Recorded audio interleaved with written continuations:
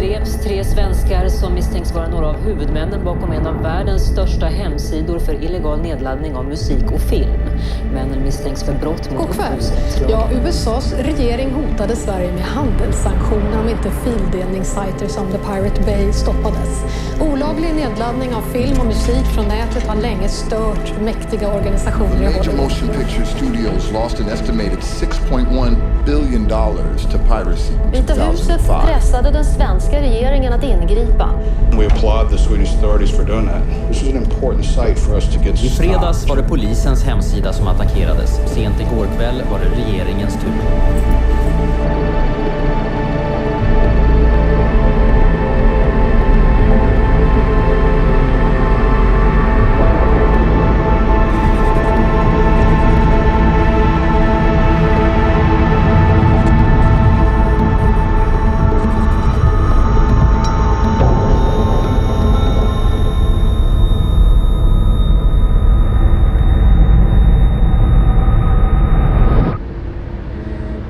Imorgon så startar rättegången mot grundarna av fildelningssajten Pirate Bay. Idag möter de media.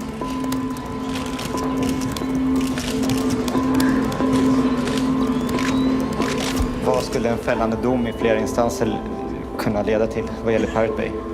Ingenting. Vad ska de göra åt saken? De har misslyckats med att ta ner sajten en gång. De kan gärna komma att misslyckas fler gånger. Det är inte Pirate Bay som är i någon rättegång imorgon. Utan det handlar mer om att vi som på något sätt har någon anknytning till Pirate Bay ska in i en politisk rättegång helt enkelt. Det handlar egentligen inte om juridik imorgon, det handlar om politik i första hand. Ungefär hälften av all BitTorrent-trafik koordineras ju av The Pirate Bay på ett eller annat sätt. Och det är extrema trafikmängder. Mellan 22 och 25 miljoner användare just nu, exakt. Användare alltså definieras som en pågående upp- eller nedladdning. Frågan är fri. Ja, varsågod. Var är Fredrik? Var är Fredrik är frågan? Det vet man inte. Han ska vara här, men han är väl antagligen bakför, kan jag tänka mig. Första frågan. Var är Fredrik? Och jag sitter där. Ja. Fredrik brukar ut och festa. Det var liksom mitt svar. Jag vill inte ljuga och säga liksom, att jag vet vart han är. Jag kan inte berätta det liksom. Jag försökte få tag på Fredrik hela dagen igår. Och det ringer honom ett par gånger. Och sen svarar han till slut. Och så säger han: vet du vart jag är? Va? Nej. Jag är på Arlanda i terminalen. Bara, jaha, vadå? Jag sticker nu. Va? Förklarar han mår dåligt. Han har köpt en biljett på fyllan till Kuala Lumpur, Malaysia. Såklart, det är ett namn som klingar så jävla bra också. Liksom, han ska berätta om en escape plan. Och han tänkte att han skulle sticka dit och sen sticka iväg med sin flickvän från Laos. Typ sticka hem till henne och bo hos henne och bara skita i allt. Bara hålla sig undan tills det inte är några jävla krav på honom längre fram. Så men sen bara svarade han på sms typ: jag tror det är Säpo. Planet är trasigt. Han bara okej. Bara, vart är du nu då? Nej, jag är på väg till hotellet så här. Bara okej. Och jag bara sån. Stort intresse från hela världen idag när fildelningsrättegången startade i Stockholms tingsrätt.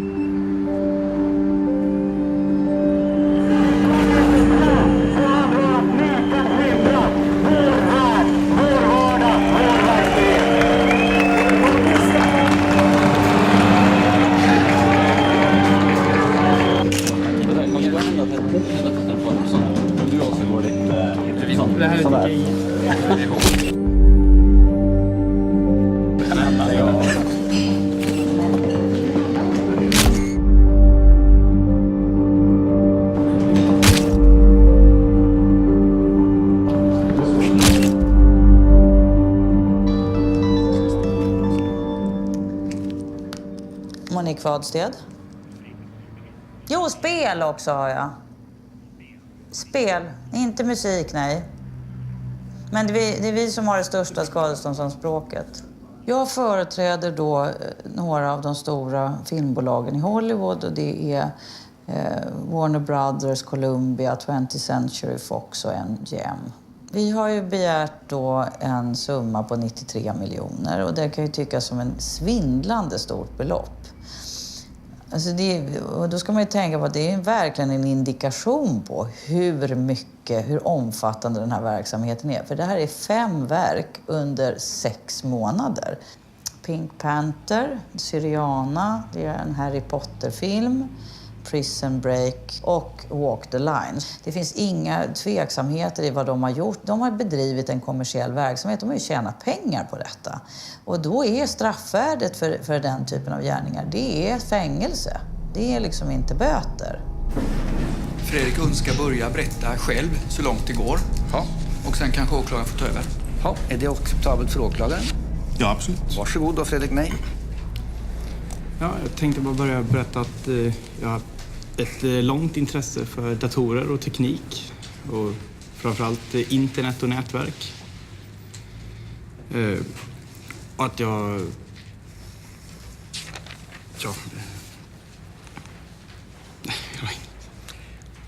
kommer av mig totalt. Ja, du kommer av dig lite grann. Ja, du är... långt intresse för teknik. Och att det är därför jag har kommit in i Pirate Bay. Är på grund av mitt intresse för tekniken. Och jag tycker det är väldigt kul att jobba med tekniken. Och för mig är Pirate Bay en teknisk utmaning. Att driva en så här pass stor sajt, att driva en så här pass stor tracker med den tekniska biten. Att få leka med datorer som jag annars aldrig skulle ha råd privat att leka med. Jag tänkte börja med att fråga dig. Det står ju, jag har läst väldigt mycket i pressen om att du beskrivs som ett datageni. Hur skulle du själv beskriva din kompetens? Ja, jag besitter ju en viss teknisk kompetens, ja. Och en viss? Vad betyder det? Om du skulle jämföra med andra? Ja, jag vet inte om det här är riktigt rätt tid och plats och medium för att posta mitt CV på, liksom. Men nu frågar jag ju dig bara. Du kan ju svara snällt då. Ja, jag undviker att gå in på den frågan. Den känns för rent värderingsmässig. Alltså den känns för... Rent värderingsmässig. Är den värderingsmässig? Den är väldigt, väldigt svår att svara på. Hur lärde du känna Fredrik och Gottfrid? Det kommer jag faktiskt inte ihåg hur det var från första början. Men det utgår ifrån att det var på något chattrum på internet, något forum. Ja. När träffades ni första gången? IRL? Vi använder väl inte uttrycket IRL. Vi använder AFK, men en annan sak. Men det kan jag faktiskt inte komma ihåg heller. Vad lärde känna IRL? Var det så? In real life. Okej. Vi gillar inte riktigt det uttrycket. Vi använder AFK som betyder away from keyboard. Vi tycker att det är på riktigt på internet.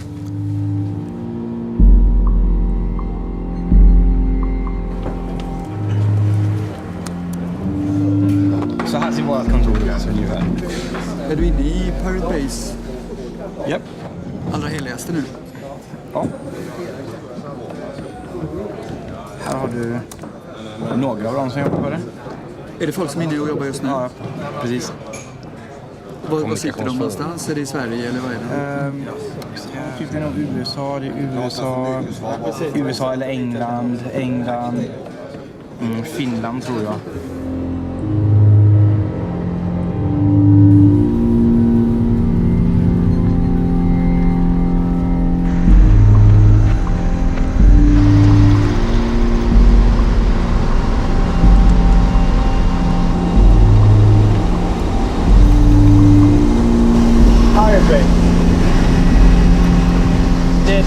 Detta är webben, databas och sökfunktion.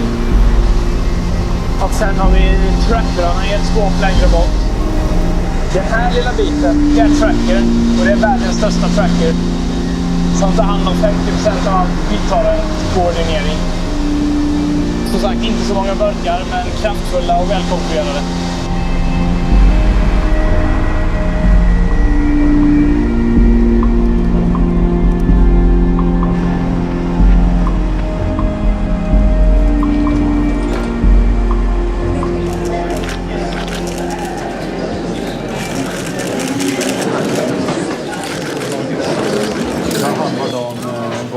kändes det där inne? Ja, mest långtråkigt hittills. Jag tror att åklagarens strategi är att ljuga så mycket som möjligt på så tråkigt sätt som möjligt. Att man helt enkelt somnar under förhandlingen och inte är fysiskt kapabel till att försvara sig. De här som säger att ni har tjänat massa pengar på att illegalt material sprids. Säkert tjänat en massa pengar, men så har det kostat en massa pengar att driva sajten också. Hej! Okej, men vi springer ner till hanteringen helt enkelt. Hej. Men jag tycker vi går och äter nästan. Okej. Inte vegetariskt. Alltså, administrerar du sajten vi håller på och pratar om? Ännu roligare var ju vad som sitter i min laptop, den med en piratkopierad Depeche Mode-skiva. 5 minuter upp den här året. Hur fan lyckas Rosvall konstant blanda ihop megabit och megabyte? Jag vet inte. När man mäter lagring, då är det lätt med att man är i byte. När man mäter hastighet, med att man är i bit generellt sett.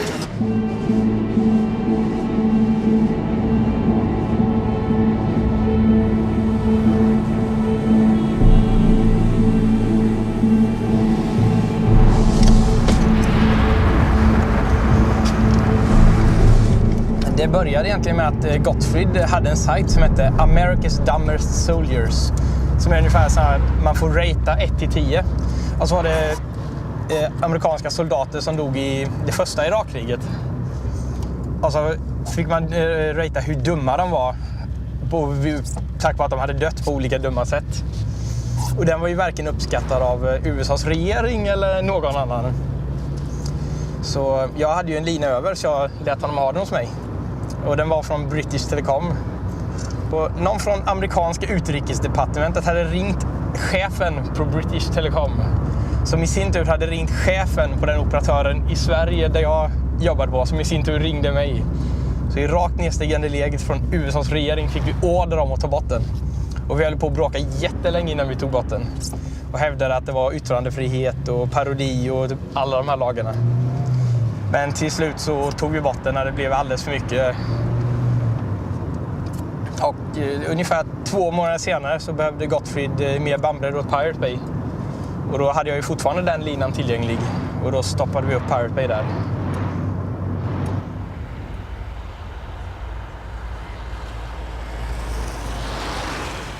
Det är ett förhör med tilltalad Peter Sunde och det förhöret påbörjas av åklagaren som frågar. Varsågod. Tack. Stämmer det att i det skåp där Pirate Bays datorer tog i slag, där fanns en dator som tillhörde dig? Jag köpte en dator som jag gav till Piratbyrån. Ja. Och vad är Piratbyrån för någonting? Det är en löst sammansatt organisation som diskuterar internet. Diskuteras upphovsrätt, fildelning på Piratbyråns hemsida? Det stämmer nog. Och är kritisk till upphovsrätten som utformningen som den är idag? Det vet jag inte riktigt om man kan säga faktiskt. Nej. Det är nog olika för alla individer i gruppen. Vad har du för uppfattning? Det är en svår sak att svara på egentligen. Det är nog... Jag tycker att den kan vara problematisk kanske. På vilket sätt då? Ja, att vi måste vara här idag till exempel visar ju på att det är ett problem.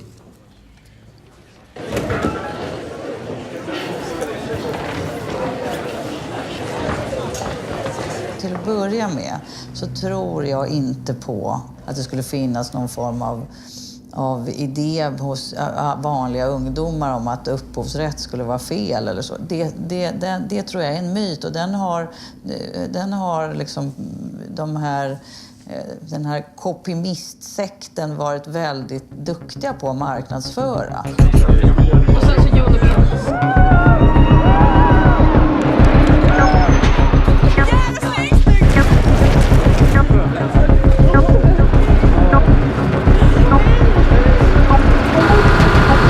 Det är lite, vi har gjort om lite här.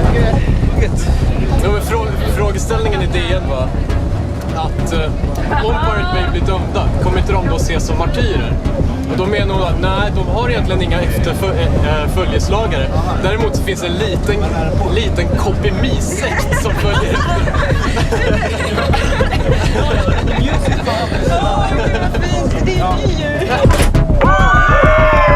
Piratbyrån uppstod ju sommaren 2003. Det var precis samtidigt som skivindustrin åtalade Napster i USA. Läkemedelsindustrin åtalade sydafrikanska staten för att ha kopierat HIV-mediciner. Namnet var ju givet, liksom. Namnet Piratbyrån. Det handlade ju inte så mycket om att vi var lagda åt piratromantik med så här lapp för ögat och sånt. Den har vi aldrig gillat så mycket, men när det ändå fanns redan anti-piratbyrån så ville vi visa att det är vi som är den aktiva parten i den här konflikten. Anti-piratbyrån är den reaktiva parten. Hej, jag är kommentaren från Anti-piratbyrån. Det är så att vi har fått ett tips om att du säljer kopior in. Nej, vänta. Stäng inte då. Då blir det polisiär husrannsakan. Det blir värre på det. Ja, det de har gjort, de här personerna bakom, de har ju byggt en affärsverksamhet som bygger på att man förmår andra att begå ett brott. Och sen har man kring det byggt upp en industri med annonsering och påreklam och så vidare. Så man drar in intäkter som man har levt bra av. Du förvärrar en situation betydligt, kan jag säga. Jag måste ju få stänga dörren. Ja, i så fall får du följa med ut igen. Om man tittar på den undersökningen varför folk fildelar så gör de ju inte för att de vill bli del av någon gemenskap eller stödja piratrörelsen ideologiskt, utan det är två skäl. Det är enkelt och det är gratis. Så finns det en liten klick som gör det här av det man säger var yttrandefrihetsskäl och så vidare. Vi har alltid haft en policyn att sajten är en helt tom sida som skapas av användarna själva. Och vi lägger oss inte i vad som finns på den. Nej. Det vill säga yttrandefrihet? Ja, jag skulle snarare betrakta det som från ett rent tekniskt perspektiv, att det är en ren förmedlingstjänst. Förmedlingstjänst? Ja. För kommunikation? Ja.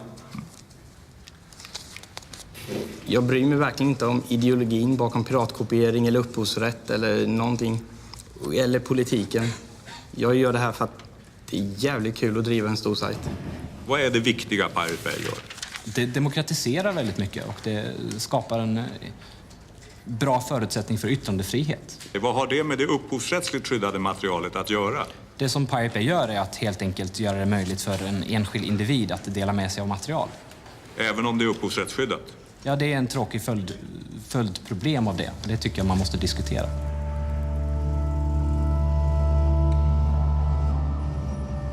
Vad hoppas du på? Jag hoppas på att vi inte har ett totalt övervakat nät som är begränsat. Och det är väl den största frågan just nu, att upphovsrättsindustrin gräver en grav för internet. De tar inte hänsyn till samhällsnyttan av ett fritt nät. Det är väl det stora problemet, att det är gamla människor som sitter och styr i bolagen som vet hur man tjänar pengar förr och inte vill förändra sig. Liksom. De är rädda för förändring. De är lite som Amish-folket. Liksom. De vill inte ha elektricitet, för de vet hur man gör saker utan. Roger Waters kallar säsong 9. Den som laddar ner en film, tror du att han sen går och köper samma film? Att han ska gå och köpa? Ja, eller på något annat sätt. Det är mycket möjligt. Och det beror på kanske kvaliteten. Om han blir väldigt intresserad och vill ha en jättebra kvalitet. Om man har ett DVD som har extra material i. Det är väl det. Det gäller att öka värdet av de produkter man säljer så att det funkar som marknadsföring i så fall. Om man ska lyckas anpassa sina affärsmodeller till den nya världen. Tack så mycket. Jag vill först ha det sagt att anledningen till att jag ringde till din institution och ställde de här frågorna, det var att vi inte kunde få fram ett komplett CV på dig. Och du har uppgett dig vara professor här till rätten, och då på institutionen svarar man att du är tillfällig gästprofessor. Och det är alltså bakgrunden till de. Vet du hur man använder Google? Då kan man hitta en CV väldigt enkelt på mig. Jag tror vi hade lämnat den frågan. Nej, men jag tror det också. Men, ja, men då är vi överens om det. Bra. Då har vi lämnat den frågan. Tack, herr ordförande. Tack. När du fick den här tjänsten, fanns det några konkurrenter till den tjänsten? Jag trodde vi hade lämnat den här frågan, herr ordförande. Det är en fråga jag vill ha ett svar på. Har du lätt att svara på frågan? Det har jag ingen aning. Jag blev ombedd att komma dit. Jag gick igenom, nu ska vi tillbaka igen på det här, exakt igenom samma urvalsmetod som varje professor på KTH. Alla mina skrivelser fick lämnas in. Vi hade 3 professorer, 2 internationella experter på det här som bedömde att jag var en sån person som skulle ha det här tjänst. Tack så mycket. Du ska gå fort om du bara svarar på frågorna. Alltså det är ju hur långt kan man gå? Ja, jag har ingen förslag över ditt resultat som du för fram. Så man har inga angreppspunkter. Man försöker angripa på det personliga planet. Här är KTH, Kungliga Tekniska Högskolan, professor Roger Wallace. Jag tycker det är sjukt att attackera den akademiska världen så här. Det är inte första gången, för jag har hört talas om otrolig historia i USA, hur professorer som har sagt någonting som indikerar att fildelning kunde vara positivt för branschens utveckling har verkligen jagats med piskan. Så det är trist att de här amerikanska metoderna kommer till Sverige nu, tycker jag. En sista fråga dock från domstolen, och det är om ni begär någon ersättning för att ni har inställt det här idag. Ja, ni får gärna skicka lite blommor till min hustru. Ja, tyvärr tror jag inte domstolens budget tillåter det. It's now 2 or 3 days since the court appearance, and I'm starting to look through all the blogs around the world, and I'm looking here at the US now, Torrent Free, Pirate Bay's witness overwhelmed with flowers, and an awful lot of very kind people who wrote just saying, at last somebody from the older generation, I mean I'm an old man, who seems to understand the way we think. I also make the point here that as a composer, which I am, I mean a song I wrote bought our first house. I support copyright, but only if copyright really has a function of encouraging creativity, you know, an economic incitement or an incentive to create. Not the way copyright's developing now as a huge control mechanism for people who sit on large swathes of rights. En polisman som jobbat med brottsutredningen kring fildelarsajten Pirate Bay fick jobb på ett av världens största film- och musikbolag bara veckor efter att förundersökningen avslutats. I ett mejl från Warner Brothers Entertainment säger man bland annat att de uppgifter som förekommit i media om en förmodad intressekonflikt är ren spekulation. Han sålde sin lägenhet, köpte ett hus i slutet av augusti. I augusti, efter han fick veta att han fått jobbet. Jag blev väldigt ledsen när ni inte inledde en förundersökning vad han sysslat med. Vi står ju här nu och du säger saker som jag inte har aning om. Det enklaste och bästa är att ni plockar fram det material du har och lämnar in det till polisen. Jag gjorde det, men de la ner det för de tyckte att det inte var speciellt intressant att utreda. Ja, då kan inte jag göra något. Okej. Den inkomst som man deklarerade året i fråga som är över ens vanliga polislön är inkomst av kapital på 890 000. Ja.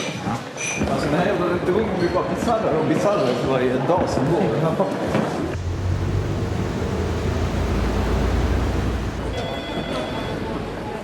Tror elen har gått på Pirate Bay igen. Men varför andra automatsäkringar? Man använder inte automatsäkringar. Därför de sitter på ellistorna. När automatsäkringen har gått typ 5 gånger så funkar den helt enkelt lite längre. Då måste man byta ut den. Då måste man bryta all ström. Mina laptops går bara sönder så jag hinner aldrig klistra något på dem. En spillde jag gin och tonic i, en spillde jag öl i och en trillade jag över och spräckte skärmen på. Finns det velan och så här? Ja, man busar. Gör de inte det? Key, IFK fick vela 0, Key, S-kolon, bambusa. Men för i helvete! Jag har abstinens! Jag har inte nätat på hela dagen.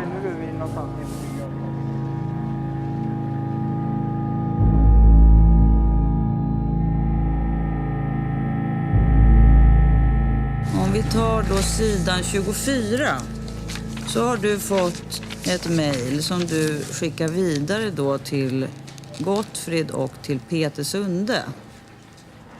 Varför skickar du det här vidare? Det gör jag inte. Allting som innehåller DMCA med stora bokstäver skickas automatiskt vidare till Gottfrid och Peter. Det är en massa förkortningar som jag har i mitt filter som ska skickas vidare. Vem är det som har programmerat in de här förkortningarna? Jag. Det har du gjort. Och varför har du gjort det? Därför att det kommer massa spam. Och på vilket sätt skulle du betrakta ett mejl som heter copyright claim då till exempel som ett spam? Ett spam är mejl som någon har skickat till mig som jag inte har beställt eller är aktiv mottagare av.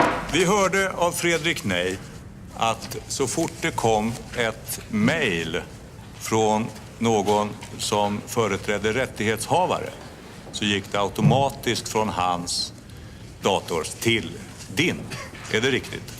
Eftersom ingen verkar kapabel till att göra vad vi har sagt, nämligen kontakta användare som la upp materialet, så har de klagomålen kommit att antingen ignoreras eller besvaras med mer eller mindre välvalda formuleringar. Varför gick det till dig att svara på dessa? Jag uttrycker mig bra i skrift, till skillnad från exempel Fredrik. Men en sån här förfrågan, den föranledde ingenting annat än hån och åtlöje? Ja, de första ungefär 100 gångerna de kom in så föranledde det: nej, du ska kontakta den som har lagt upp filen istället för oss. Och de nästa 100 gångerna? Då börjar vi ledsna.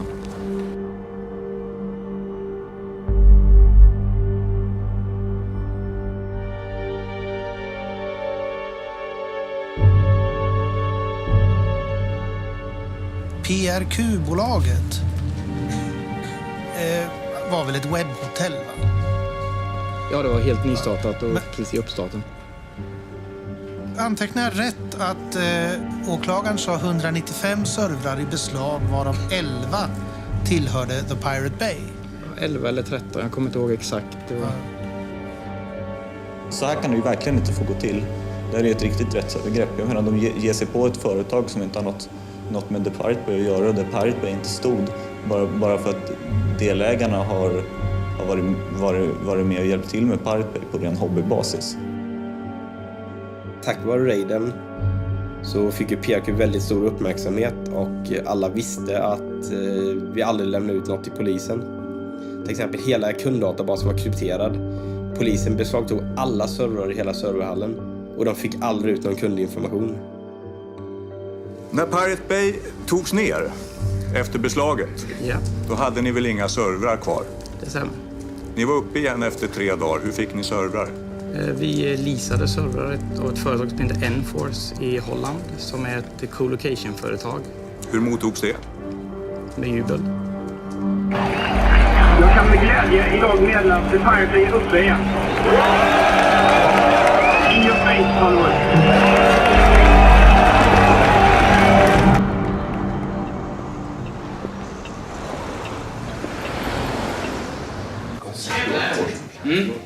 Det kommer strax. Det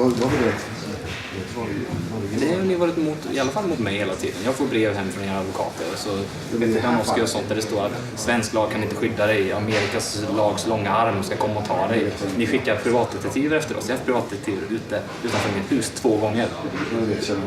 Nej, men du får tyvärr ta ansvaret för det, för det är din bransch. Du förstår vad jag tänker. Kan vara film? Nej, det var musikbranschen. Men det här med musik och film är inte intressant för Pirate Bay. Utan Pirate Bay är ett vanligt medium för att distribuera alla typer av filmer. Och det blir så dumt när folk här skulle uttala sig för Pirate Bays uppgift är att se till att sprida illegala filmer som bara handlar om musik. Då är det så här, okej, min värld är så här lite.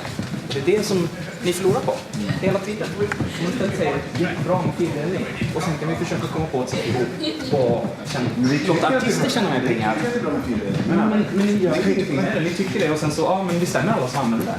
Nej, det gör vi inte.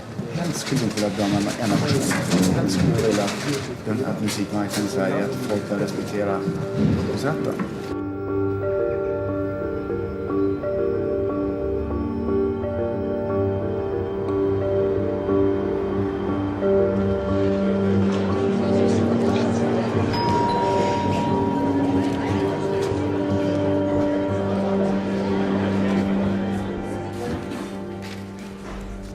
Vad var syftet med The Pirate Bay, så som du uppfattade det? Vi pratade aldrig om sådana där saker som syfte, om det kan varit att reformera någon lagstiftning eller att det kan varit att någon är ilska mot några amerikaner eller vad det kan vara. Jag vet inte riktigt vad syftet från deras sida var. Nej. Men från Fredriks sida, och det var ju med Fredrik jag hade att göra, så var det att det här ska bli en stor sajt. Det ska bli världens största sajt i sitt slag. Och syftet från min sida var bra. Världens största sajt, det gillar jag. Pirate Bay. Och vem finansierar det? Vem som finansierar sidan? Till att börja med. Ja, alltså vi har haft annonser på vår sida som har dragit in pengar som vi har... Du hade en kille som heter Lundström, va? Som hjälpte till med pengar. Ja, vi varit sponsrade i början av ett företag som heter Rikstelekom. Och vad hade han för syfte? Han kanske såg det som gratis reklam för hans företag. Carl Lundström är en intressant person. För han står ju bakom flera av de här organisationerna på högerkanten. Carl Lundström som du pratade om, han har tydligen gett pengar. Men svara på frågan, har han företrätt de här organisationerna? Nej, men jag har otroligt jävla svårt för den här att alla ska se på oss som högerextremister liksom. Jag blir sjukt jävla sårad och förbannad över det. Min bror är ju dömd anarkist. Han har ju stått i tingsrätten själv och fått försvara sig och sina tankar och sådär. Och vi har ju liksom varit på VAMs dödslista båda två. Det känns jävligt konstigt att man ska bli anklagad för att ha varit med och startat VAM liksom. Och det är jävligt svårt. Jag kan ju inte stå för någon annans politik än min egen liksom. Och det... När man har lite inflytande på folk, att folk lyssnar på vad man säger och så, då får man ju använda den positionen till att göra någonting bra också. När blev du talesman för Pirate Bay? Ja, det är ju ingen officiell titel sådär, men det har väl varit mer en funktion som jag har fått. Ingen ville ta tag i den biten och då tyckte väl jag att det var viktigt att prata om att Pirate Bay gjorde någonting viktigt. Och eftersom ingen annan ville så blev det väl jag som gjorde det. Mm. Om du skulle beskriva Peter Sundes, hans roll under den tiden, hur skulle du beteckna det? Ja, han kom ju in någon gång under den tiden när vi behövde ett, vad ska man kalla det, ansikte utåt. För ingen, vare sig jag eller Fredrik gör sig särskilt bra i möblerade rum. Innebär det att han hade inget med driften att göra? Nej, precis. Eller design av någonting att göra? Nej, precis. Finansiering? Nej.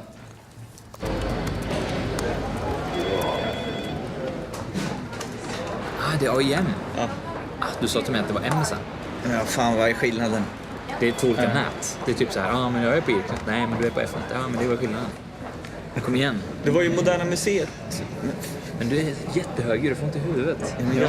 Du är jättehög. Jag är halvt döv, så klart jag pratar högt. Men du pratar så jävla högt, så jag blir döv. Han vill sprida sitt elände. Varför har du så dålig hörsel? Sex, drogen och industri. Sex? Jag har hört dina sex stories. Vad kostar reklamplatsen? Nu frågar de specifika 5 år gamla siffror igen. Inget jag kan svara på. Jag kan säkert leta upp lite exempel åt dig om du ger mig en dag. Men jag vågar inte ge några exakta siffror så här. 3 500 kronor i veckan, kan det vara ett rimligt belopp? Ja, det låter inte rätt storleksordning i alla fall. Det är rätt storleksordning, det är det. Fanns det något avtal när det gäller hur man skulle fördela intäkter från själva annonsförsäljningen? Det känner inte jag till alls. Känner du inte till? Nej. Jävla trött. Jag ska leva för nu. Det är 5 år framöver. Är du Kafka eller? Verkligen, det känns som processen all over again. Ja. Men kanske helt plötsligt vaknar upp en morgon och är Gregor Samsa och kan inte gå till jobbet för jag har blivit en stor skalbagge. Vad åker du tillbaka till Canada?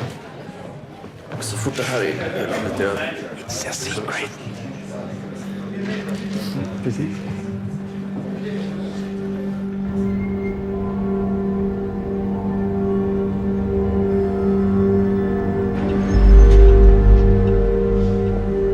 What are your thoughts in general about the case? It will be nice that it's finally over. Tomorrow it's just half the day and then it's just the closing arguments and then we're finished. How much money are they looking for? They want about 20 million euros in damages. But good luck finding that money at me. I don't have that kind of money. If they knew that our entire office is a chat room on IRC, they wouldn't believe it. And they don't, because they have been asking a question about contracts, about companies, about stuff. Yeah, we tried to get organized, but we failed every single time. I don't think they even can grasp the idea of an organization that doesn't have any boss. People have no idea how small we are. We're just a couple of guys in a chat room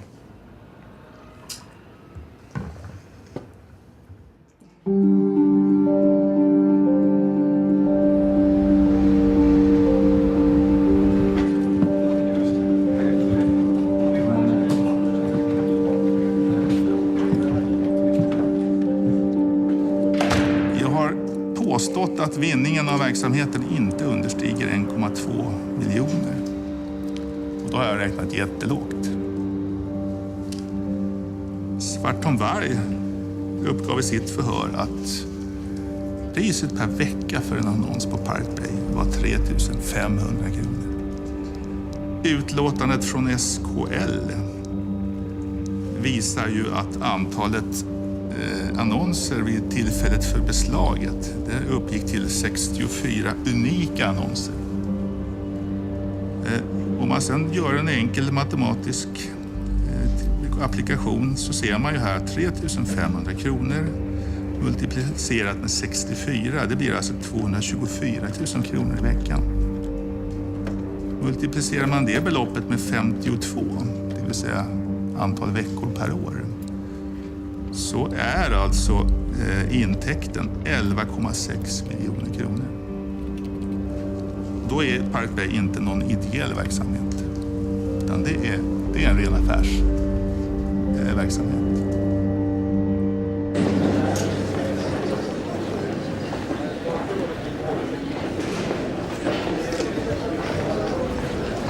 Fyra gånger 52. 728 000. Och det är till och med gigantiskt mycket. Så mycket fick vi inte med den delen.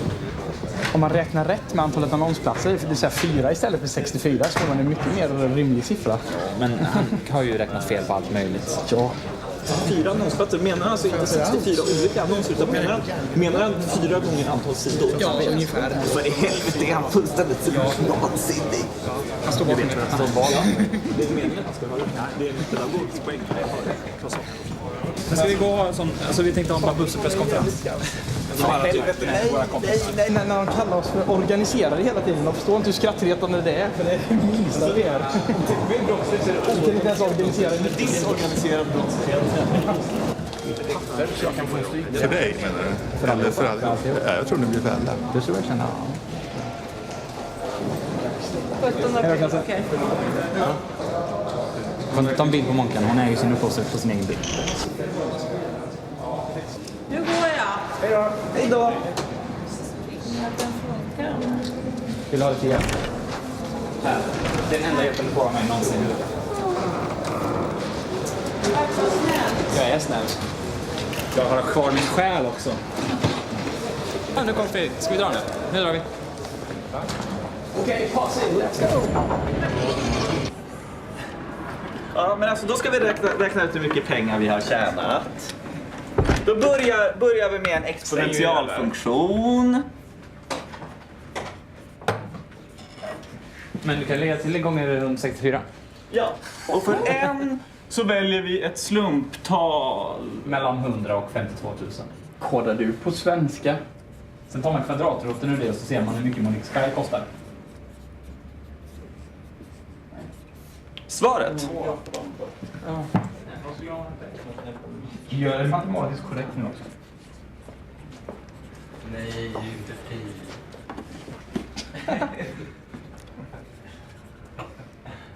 Jag var inte dum i huvudet.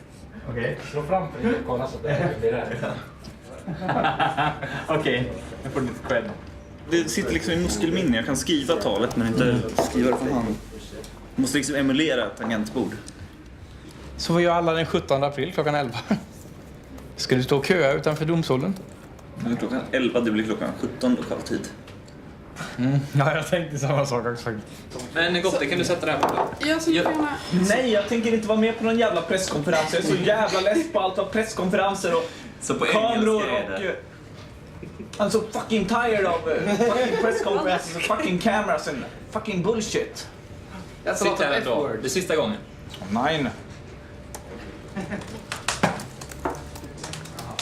Okay, hey everybody. I'm here and together with me I have some of the guys from the Pirate Bay.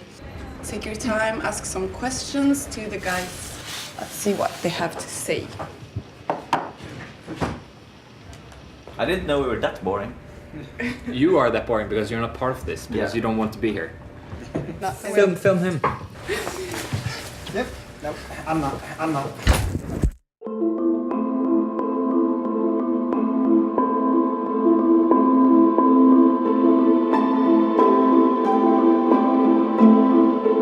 Och idag slutligen avgörs om männen bakom fildelningssajten The Pirate Bay är skyldiga till upphovsrättsbrott eller inte.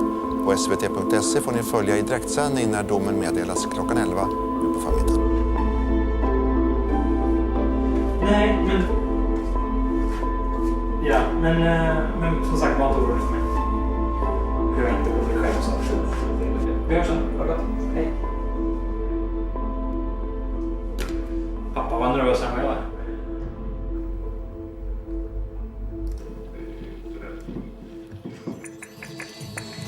Nu har domen kommit i Pirate Bay-målet och vi är på plats, klockan är 11. Det blir alltså fängelse i 1 år för alla de 4 åtalade. Brottet heter, läser jag här, medhjälp till brott mot upphovsrättslagen. Men alltså fällande dom, fängelse i 1 år är påföljden för alla de 4 åtalade.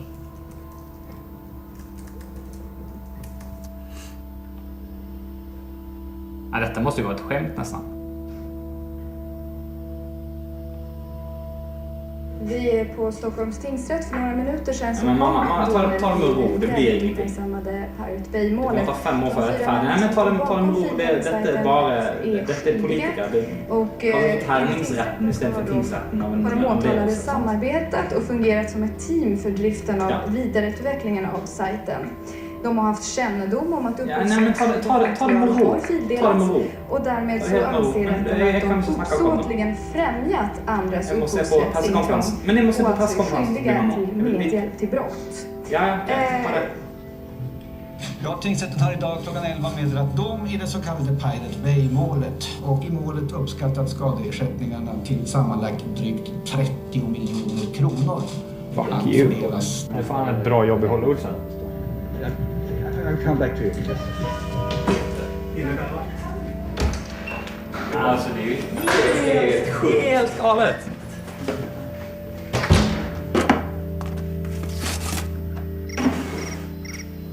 Hello? Tidernas hetaste sätt. Okay. No, but I don't have the time right now, so I have to decline.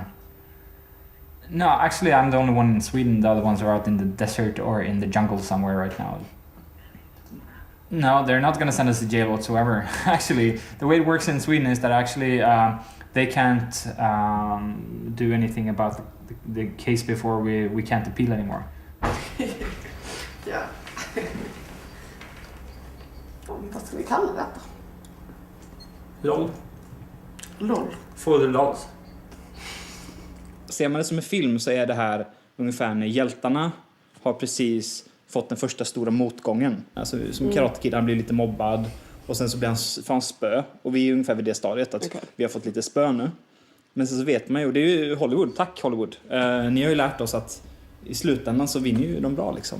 In total they wanted around 100 million, right? Swedish crowns, and now they got 30. Yeah, but it's like they could gotten 1 billion. It doesn't matter because, you know, we can't pay and we wouldn't pay. Okay. Alltså det är en dom som gör mig hemskt upprörd ända in i ryggmärgen. Det finns inte en chans i Kapernaum att det här kommer att stå sig i högre instans. Jag kommer att gå över ån, över bäcken, över floden, över Atlanten om det behövs för att få en upprättelse. Det här köper jag inte. Det betyder väldigt, väldigt mycket att vi har gjort den här markeringen nu. Det är väldigt, väldigt viktigt att vi återupprättar förtroendet för Sverige som en rättsstat. Domaren i Pirate Bay-målet anklagas för jäv och idag ställs krav på att hela rättegången ska tas om. Ja, när jag fick den här kunskapen faktiskt igår kväll och som sedan exploderade här under dagen att rättens ordförande i Pirate Bay sitter med i föreningar som är engagerade i upphovsrättsfrågor. Samma föreningar som ombud för målsägandebolagen. Det är klart att jag reagerar med häpnad och viss förskräckelse också kan jag säga. Varför berättar du inte det här för rätten? Ja, det kan man fråga sig. Jag gjorde inte det. Jo, det förstår jag exakt hur de har tänkt. Och jag tror att det är så att han har tänkt att mina kompisar blir jätteglada på mig om jag dömer till deras fördel. Det är ju skrattretande. Jag trodde inte det var så illa i svensk rätt. Gjorde du rätt bedömning? Ja, det får andra uttala och bedöma sig. Ja.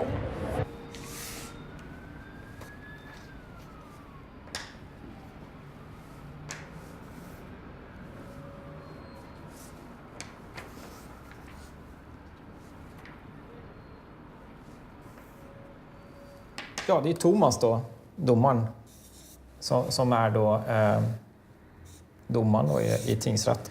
Han är ju då medlem i den här Svenska föreningen för upphovsrätt då, det är ju den som är själva grejen då. Han sitter ju då också i styrelsen för Svenska föreningen för industriell rätt. De här två föreningarna har en tidning tillsammans, NIR, samt att alla de här advokaterna som biträder då åtalet, Peter Danowski, Henrik Pontén och Monique Wadstedt, också samtliga är medlemmar i den här föreningen.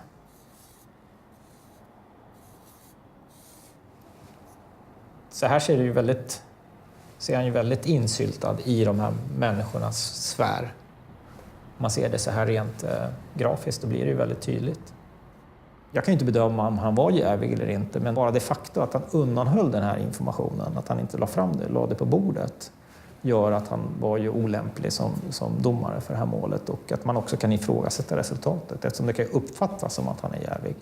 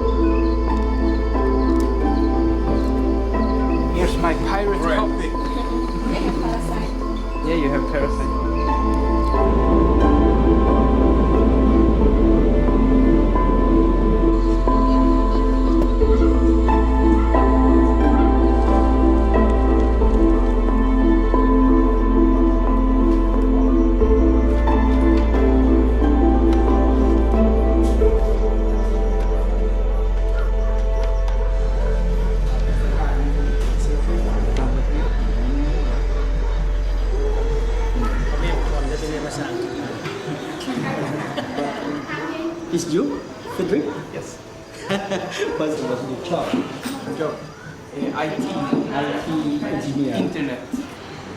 Because of our country and regulation of the village, we have to pay for the engagement. How much would you like to pay for the engagement? 200,000 baht or how much? 200,000 baht. If you should give her, you have to pay penalty 2 times. That means 400,000 baht. Okay. You agree? Just now, write down your name and sign it.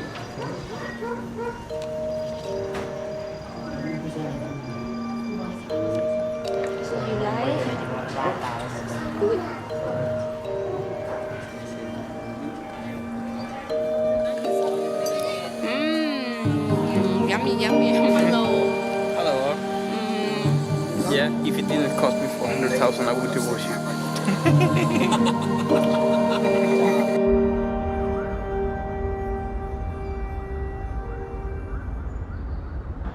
Det är som vanligt när det gäller Pirate Bay. Det är kaos och det är fulspel. I måndags så kom det ett beslut från Stockholms tingsrätt, avdelning 5, där Thomas Nordström är chef. Och beslutet var att Black Internet AB, som var Pirate Bays ISPs ISP, inte längre får vara det. Och om de skulle ge access till Pirate Bay så ska de betala 500 000 kronor om dagen i vite. Då blev det rabalder. Så de försöker finta juridiskt och vi försöker finta på ett bra sätt tekniskt. Så det är hela tiden en sån, vad ska man säga, ett taktiskt spel med olika vapen. Så vi märkte att Pirate Bay var nere. Då letar vi runt. Vi har ju alltid backuper liksom. Och så kom jag på att Piratpartiet har ju registrerat sig som en ISP. Piratpartiet jobbar för förändrad syn på upphovsrätt, ett öppet internet och fri tillgång till kultur. Då kom jag på att om vi skulle ligga hos Piratpartiet så betyder det också att om deras internetleverantörer i sin tur väljer att klippa deras kablar så klipper de bort hela Piratpartiet. Och då klipper man ju bort ett politiskt parti som är representerade för Sverige i EU. Och liksom det är politisk censur på allra högsta nivå. Om man är hos Piratpartiet som kund eller vad man ska säga, så är man på ett sätt politiskt skyddad. Man får en diplomatisk immunitet om man vill säga så. Ja, efter dagar av spekulationer så kan Rapport nu avslöja att Piratpartiet tar över ansvaret för säkerhet och drift av sajten Wikileaks dataservrar. Wikileaks kopierade ju, eller om Piratpartiet kopierade, man återupprepade det som man har gjort med Pirate Bay, att man helt enkelt lät Wikileaks vara skyddade av ett politiskt parti genom att ha samma internetuppkoppling som dem. Och alla läckor som finns på Wikileaks har de även släppt via Pirate Bay därför att det är ingen censur där. Och Gottfried han är ju bra på teknik och kryptering och allt sånt, så han har hjälpt till med olika viktiga projekt som bland annat då Collateral Murder-filmen som gjorde Wikileaks superkänd över hela världen. Clear. I'm firing.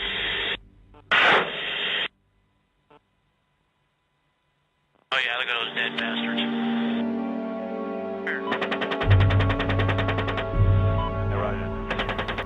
So Julian has a lot of respect for Gottfried.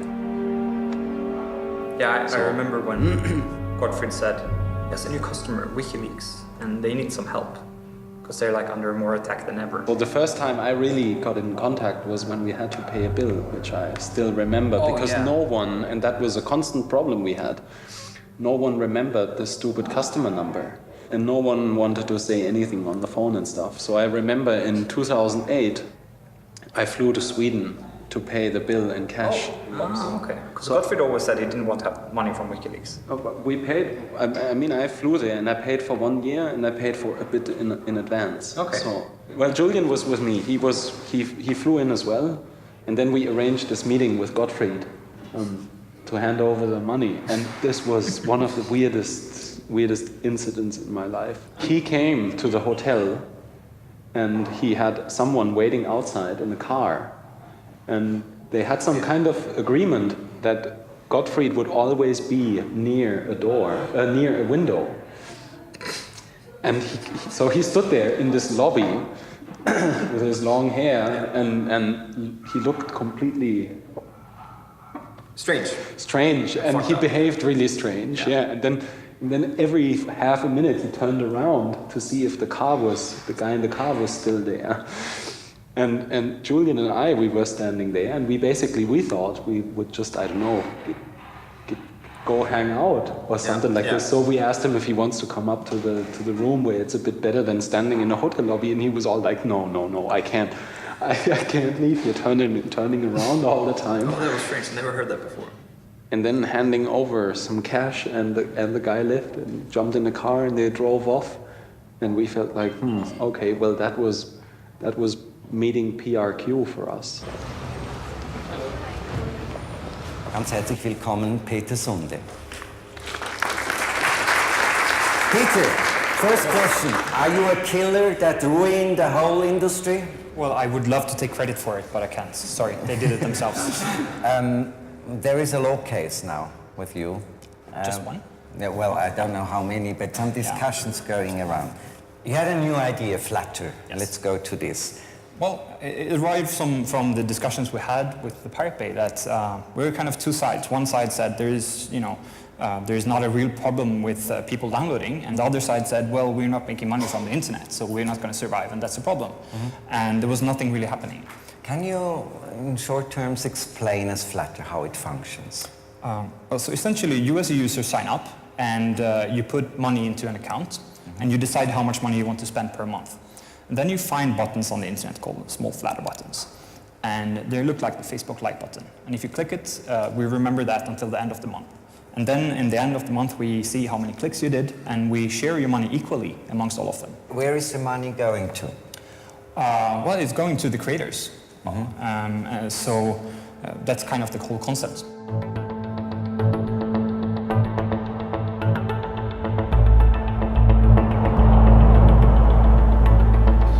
startade rättegången i Svea hovrätt mot männen bakom fildelningssajten The Pirate Bay. Hallå, vi frälsar idag igen då. Tjänare. Fan, är det ett slaget gäng här? Alltså, jag är slagit till med full kraft. helt genomsvettig. Ja, verkligen så.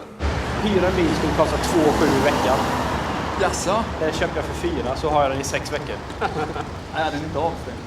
Nej. Den är till och med skattad och besiktad i december. Där har jag 50 miljoner kronor och så gör lite trafikförsäkringsföreningen, lite parkeringsböter. Det stör mig inte så jävla mycket. Oj. Då ska vi till Svea hovrätt.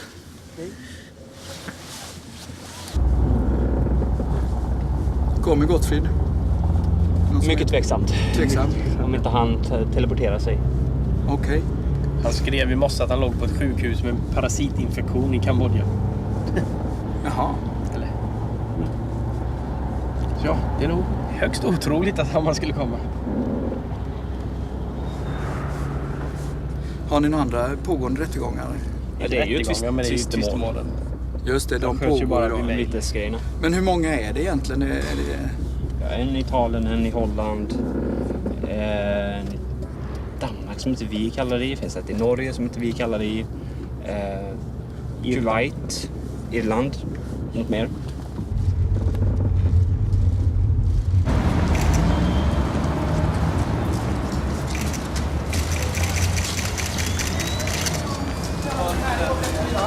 Vad är det viktigaste i det här målet som du ser? Och jag tror att det är väldigt viktigt att man tar en mer syn på hur samhället ser ut och hur samhället borde se ut och inte bara döma ut efter vad stora företag skulle tjäna mer. Hur känns det att sitta här nu 8 dagar framför dig? Det är tråkigt att man bara ska kolla på video. Ja. Det är väl det som är jobbigast. Just det, du ville föra egen talan men fick inte det beviljat. Vad säger du om det? Alltså jag tycker att det nya rättegångssystemet är väldigt dåligt på grund av att man inte får föra in nytt material. Ja. För då är det nästan som man inte behöver åka hit. För då kunde man bara ta det gamla materialet och beslutat ovanpå det. Du, tack så mycket. Tjenare! Vad kul att du kom. Jo då. Är det? Så jag är jättesjuk. Men fan så tar du mig i hand? Nej, jag har tagit mig med. Först är det mot död. Han är också sjuk. Ja. Mår du då? Förkylning och ögoninflammation och knappt kan sova hela natten. Så vi... Jag fick ett sms precis nu. Okay. Från hans mamma. Okej. Vad skrev hon? Jag skrev att han är kvar i Kambodja. Okej. Så att... vi har ju rätt så mycket. Han var sannolikt ganska sjuk egentligen. Mycket sjuk. Men han har ju haft ganska mycket problem förut också. Ja.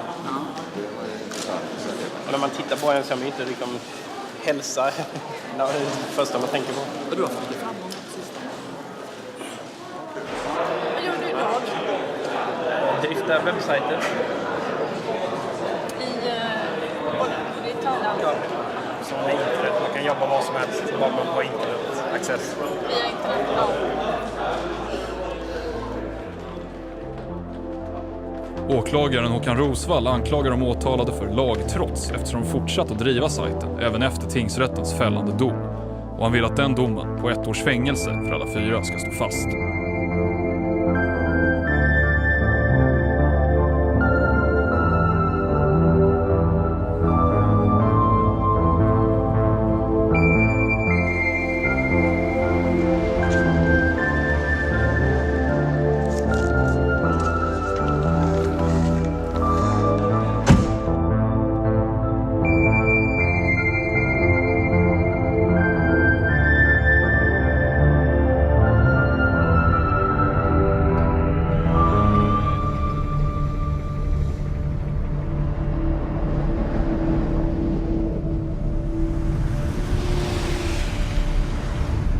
Just nu står tunnelburken i pionen hos Piratpartiet.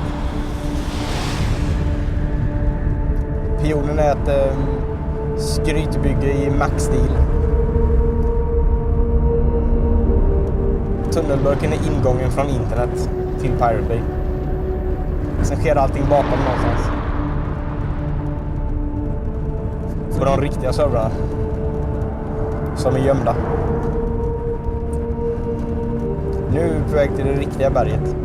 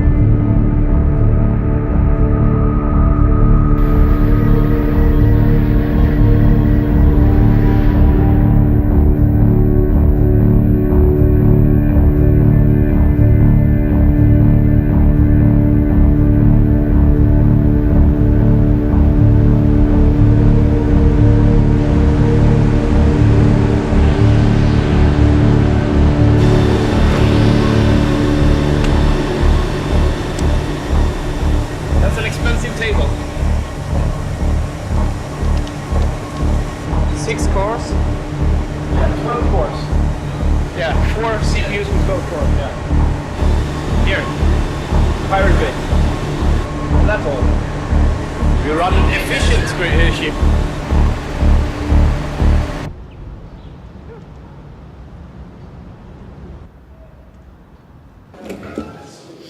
Men de som nu äger, vad har de sitt säte i?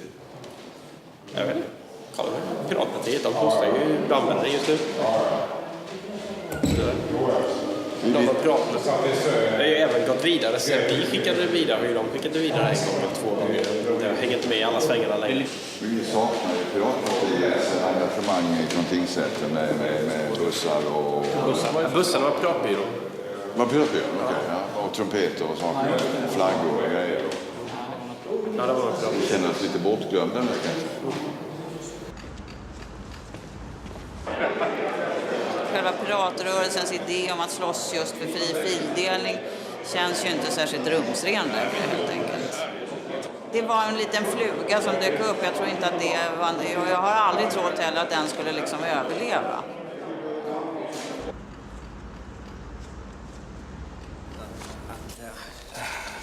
Kan man tillbaka om vi inte har dem? Nej, men då vi behöver inte skriva på dem, men i alla fall delgiven eller ja. Hur går det ihop? Det går ihop. Ja, jag kan inte tvinga dig att skriva på. Så att nej, det kan du verkligen inte. Nej, det kan jag. Enligt lagen ser du delgiven i alla fall. Ja, vem är du? Delgivningsman. Kan jag få se din legitimation också?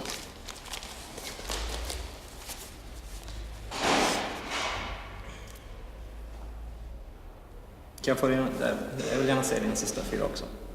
Ja, men det är för. Ja. Sen borde du sluta röka, det är inte väldigt bra för hälsan. Nej, det känns väldigt mycket. Ja, men det är ett stressmoment. Vad sa du? Det är ett stressmoment för mig också. Det är det? Ja.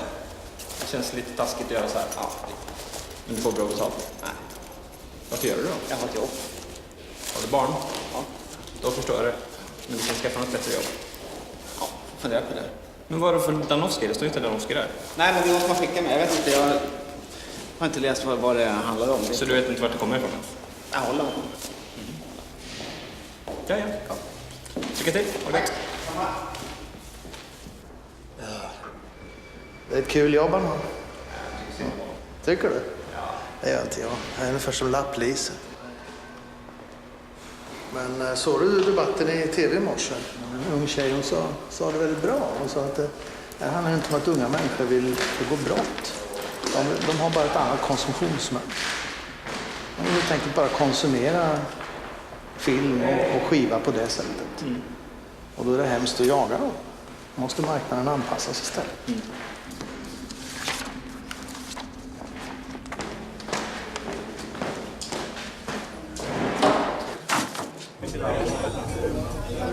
Håll er undan från piraterna! Jag bor i Bangkok och i Laos. Jag har en lägenhet i Bangkok.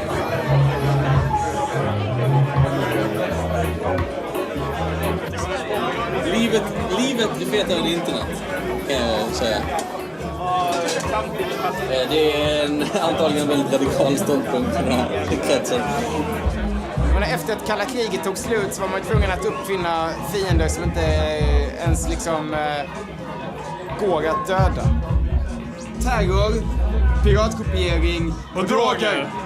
Vi kan konstatera att PK har haft kunder som vissa har velat koppla både till terror, piratkopiering och droger. Det går inte att förneka riktigt. Och jag skulle gissa alla 3 samtidigt för en enda enskild kund. För det är en bra trifactor. Han är pirat, han är knarkare. Och alltså när man pratar med honom så blir man ju lite rädd när man ser på honom. Ja, han är taliban kan man ju säga. Ja.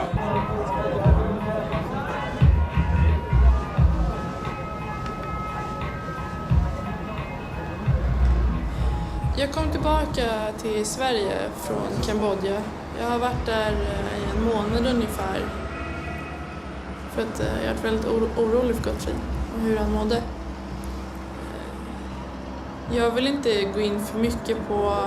Men bruket har inte varit konstant. Alltså det har varit då och då. Kanske när någonting behöver verkligen göras klart. Så har det varit att han fått press av sitt jobb. Liksom så här, att nu måste det här bli klart. Och då har han dragit i sig en massa knark liksom.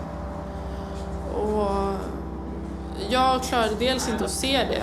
Liksom, för att jag har sett kompisar gå ner sig tidigare i droger. Och vad ska man säga, det är hårt liksom.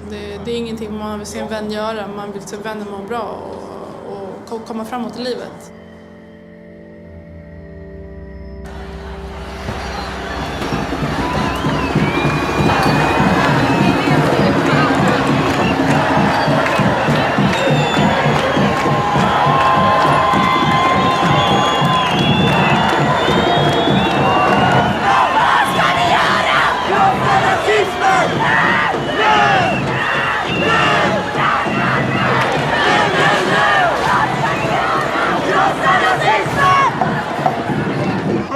Is a fucking vegetarian leftist bitch ass bastard. He got balls because he's in the Pirate Bay, right? He's giving all the interviews. He's still a bitch. He does it because of ideological pussy inflicted instincts. He needs to look himself in the ass and take his own life in his hands. Om han är på riktigt har tagit en öl eller två, då blir han den jobbigaste människan på jorden. Och problemet är att han tar en eller två öl, åtminstone varje dag. There's some connection to right-wing parties in Sweden. Carl Lundström, one of the co-defendants, he was before a right-wing extremist. He found a lot of crap, but in the end, he married a Jewish girl. He has 4 kids. To call him a right-wing extremist, maybe 10-20 years ago, that was correct. Now, I wouldn't say that. Om Carl Lundström är främlingsfientlig så är jag fan också främlingsfientlig. Alla gånger jag har fått stryk, alla gånger jag har blivit rånad, då har det varit invandrare i Sverige. Och med invandrare menar jag inte typ så här 7:e generationens finne. Det menar jag törkblattejävlar. Nej, men vad ska man säga? Han är dum i huvudet när det gäller sådana saker. Han har aldrig tänkt själv, utan han har liksom bara gått på vad hans föräldrar har sagt och gjort så här. Han är alkoholiserad rasistkräk. Men jag ska man ändå. And you know what? All the emails in the Pirate Bay trial comes from Anakata. Anakata, the security guy. Anakata, that don't know how to fucking encrypt this computer. Even I and Peter, we encrypted our emails. But Gottfried didn't. Gottfried is the stupidest person in the entire history of IT. And yeah, the Pirate Bay is really tight.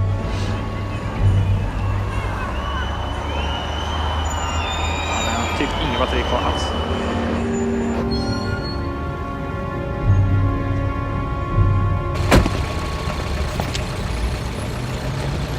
Det är förvånat att det inte är någon kamera.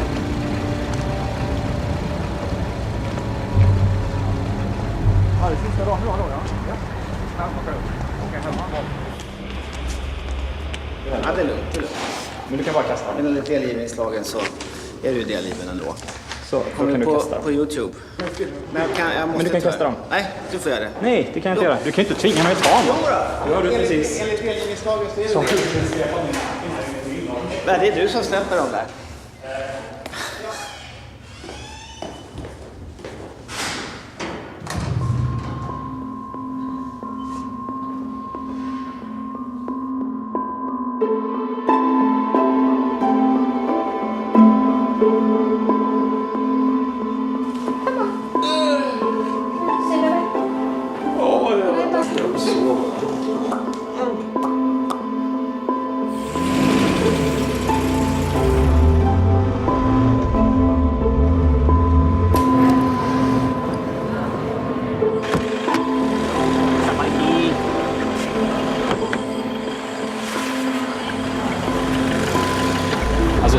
När jag vinner imorgon så ska jag stämma dem på många miljoner. Alltså. Miljarder? Ja, minst. Vi kan ju inte vara sämre än dem med fantasisummor. Fram på lördag morgon till Sverige. Och sen så hjälper jag till med nya Leaks-projektets servrar i serverhallen. Alla har ju lämnat Wikileaks förutom Julian och kanske förutom Anakata för att han Han är ju för kär i Julian liksom. Fan, blinka om du ska svänga ditt jävla anus. Men god damn it. Thank you. Hello. How are you? I'm fine. Hey. See you again. You're good? Yeah.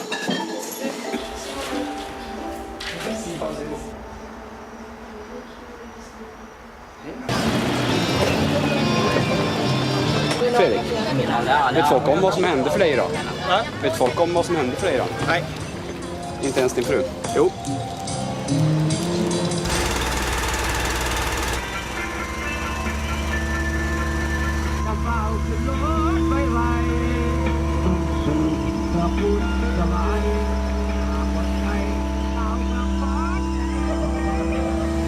Jag vet inte. Så för Fredrik är det lätt i alla fall. Bara skita i att åka hem ett tag. Det är ingen större skillnad. Skit i, jag har inga planer att åka hem. Jag vet inte. Alltså jag har ingen aning. Jag vacklar lite fram och tillbaka. Men jag går inte med på att bli dömd. Jag kan ta ett fängelse. Men alltså, varför göra det om jag inte behöver? Det finns verkligen ingen anledning för dig att göra det. Nej. Titta er omkring. Varför skulle jag inte stanna här i 5 år? Fan, man kan ju inte sitta i fängelse för någonting man inte har gjort. Det är ju fan... Man måste vara i politisk exil. Det är ju det handlar om. Jag vill ju inte bli martyr. Jag tror inte jag blir fälld heller. Typ. Men... vi får se. Ja.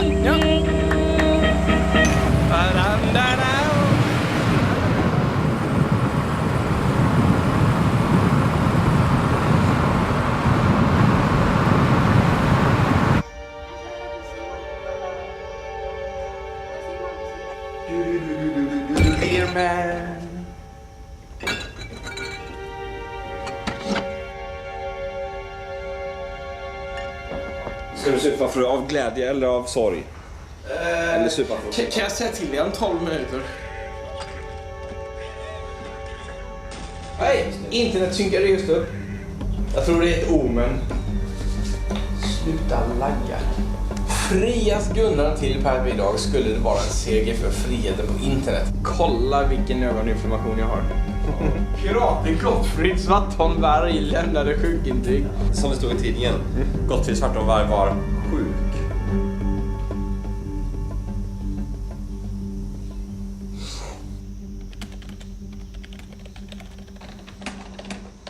Sänktes beträffande, men skadestånden höjs. Domstol, de har släckt det. Vi dömdes allihopa. Va? Vi dömdes allihopa. Domstol.se, spam. Kopiera länken. Nej, men kopiera länken under. Den.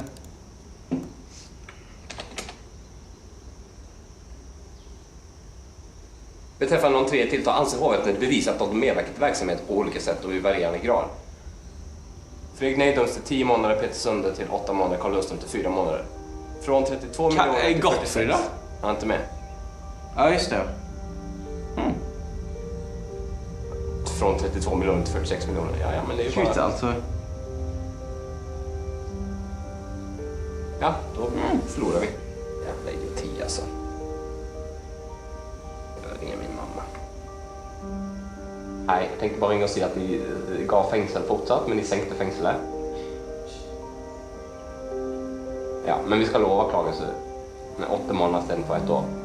Men jag ville bara ringa och säga det. Jag ger 20 ord och sånt, så tar det med. Jag har 59 sidor som jag må läsa och jag tänkte läsa in nya med en gång. Okej, ha det.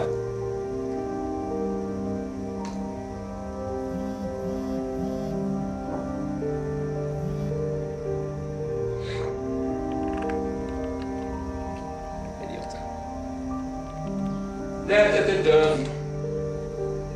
God damn it. Ja, det. Jävla Windows-bajs. Nu är det under gränsen. Nu är det 5 år preskription. De kan inte utfärda internationella arresteringsorder. Jag kan sitta här och runka i 5 år. And I will.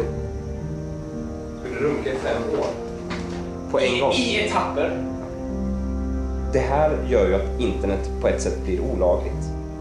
Man lägger det i en stämpel på att internet, där begås det brott, stäng ner det liksom. Och vi är inte ens på BBC eller CNN, det irriterar mig. Come on, goddammit! Vi får helt enkelt leva med att vi är oviktiga nu för tiden.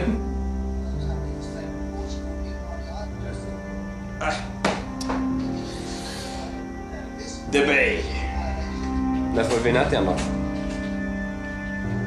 Kan vi ha typ 2 timmar?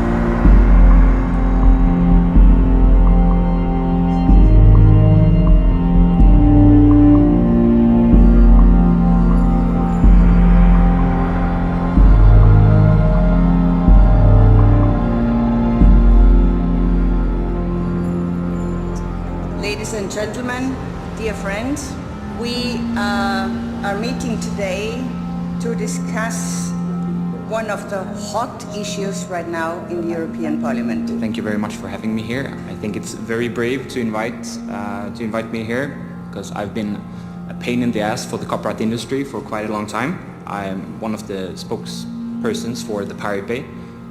The Pirate Bay is the largest peer-to-peer file sharing system in the world. It's 10 times larger than Napster was at its peak, and it's still growing.